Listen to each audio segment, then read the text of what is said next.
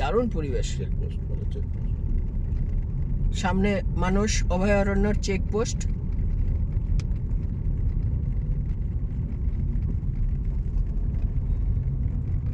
ওদিকে নদী, তাই বললো। জিজ্ঞেস করে না চেকপোস্টে দাদা বললো। জিজ্ঞেস করো না, কে জিজ্ঞেস করো। নদী কোন দিকে দাদা? সোজা ক kilometre? 1 kilometre. Okay, thank you.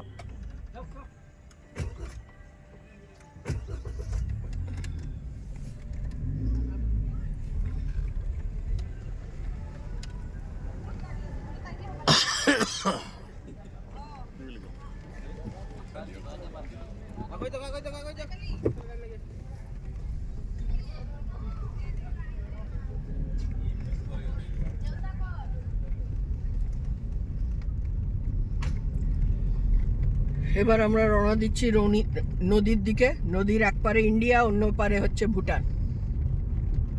মানস অভয়ারণ্য অর্ধেকটা হচ্ছে ইন্ডিয়া আর অর্ধেকটা হচ্ছে ভুটান।